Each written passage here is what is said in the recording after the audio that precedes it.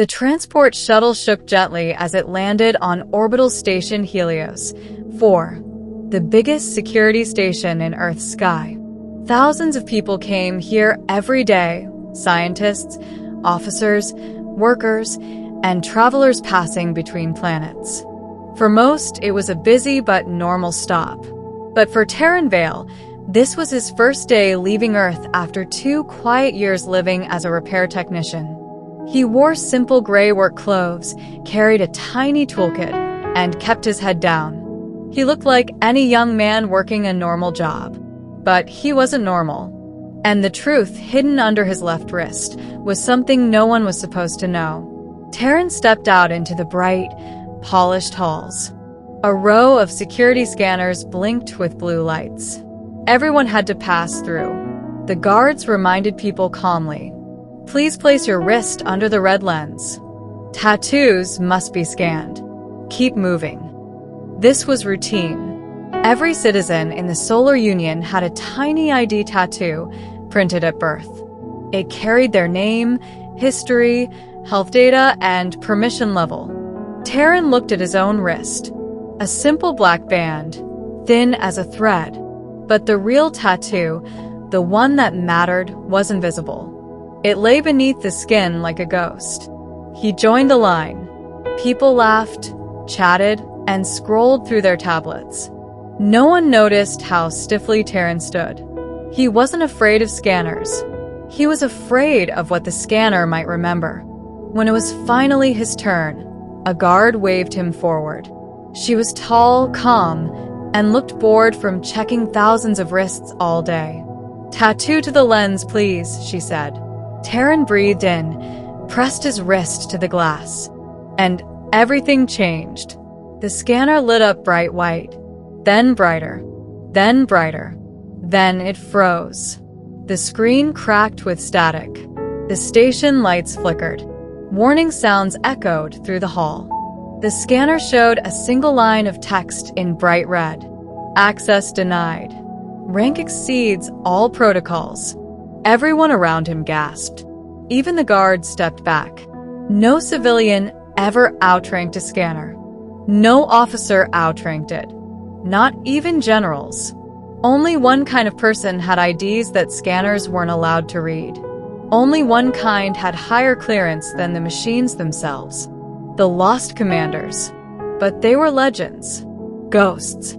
Gone for 10 years. Terran closed his eyes. His secret was out. Beginning.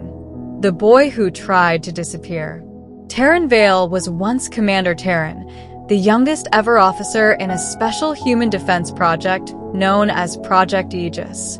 When he was only 15, he had been chosen for something rare, something dangerous.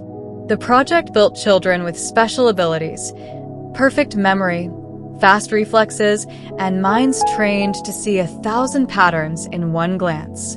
They were meant to lead Earth's fleets if the old enemy ever returned, the Vorn, an alien species that once destroyed half of Mars.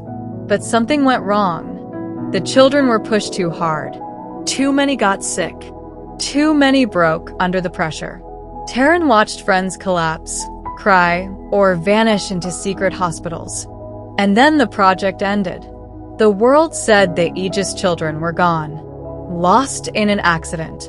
A dark story no one fully understood. But Terran survived. And he ran. He hid on Earth as a simple repair worker, fixing solar panels and broken doors, pretending he wasn't dangerous or important. Pretending the nightmares were just dreams. He promised himself, no more fighting, no more commands, no more war. But hiding from the world is hard. Hiding from machines was impossible. Middle, when secrets wake up. Guards surrounded him within seconds. Don't move. Tie his wrists. Shut down the scanner, now. The guard who had scanned him stepped closer. Her name tag said Mira Jansen. She wasn't angry. She wasn't scared. She was confused. "What are you?" she whispered.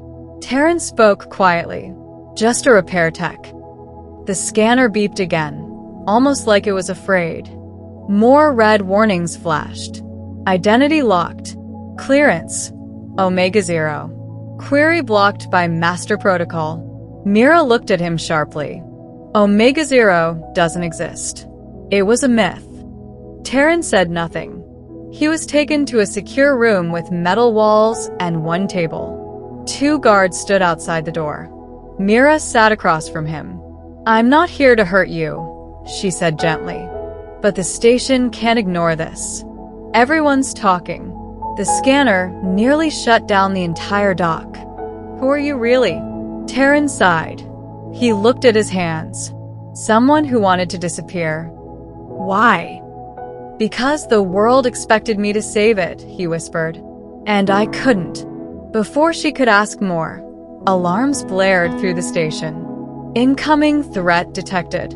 All personnel to battle posts. The walls shook. Lights flickered red. A voice shouted through speakers. "Unknown ships approaching. They're not responding to calls." Mira stood at once. "What's happening?" Terran knew. He felt it in his bones, the patterns, the danger, the quiet voices in his mind waking from long sleep. "The Vorn," he whispered. "They're back." Middle continued. Fight or run. Outside, chaos filled the station. Officers ran. Defense cannons activated. Families hid behind walls. The station's shields buzzed with energy. "Commander," a metallic voice said. Terran froze. No one had called him that in years. He turned and saw the scanner drone from the security hall. Somehow it had followed him. It hovered close and projected soft blue light on his wrist. "Commander Terran Vale," the drone said. "Your rank overrides all station authority. Do you wish to assume control?" Terran shook his head. "I'm not a commander anymore." Mira looked between him and the drone. You really are one of them."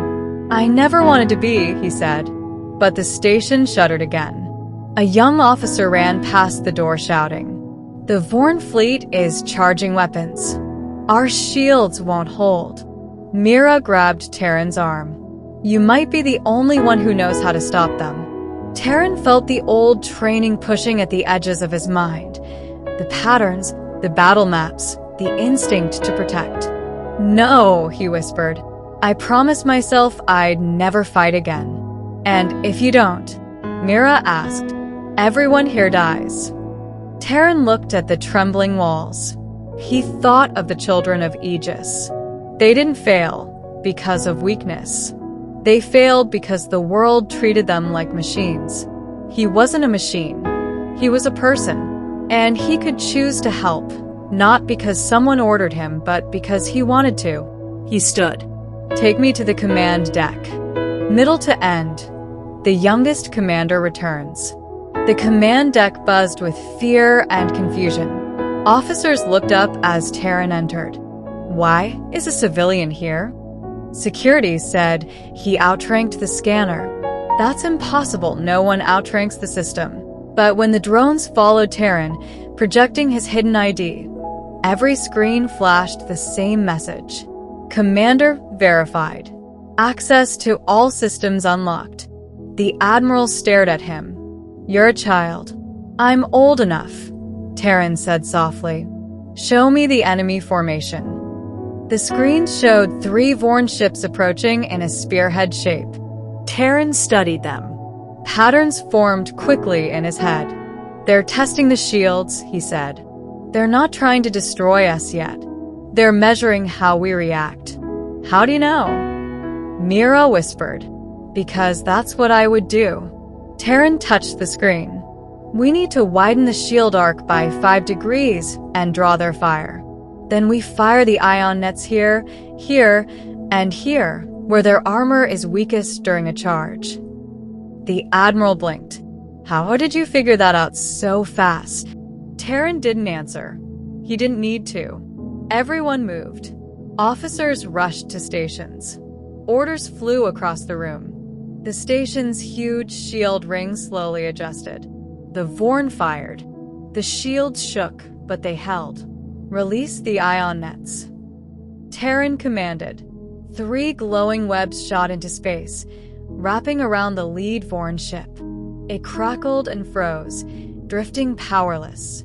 The other 2 ships panicked and changed formation. Now, Terran shouted. Hit them with the pulse cannons. The blasts shot out like thunder. 1 ship exploded.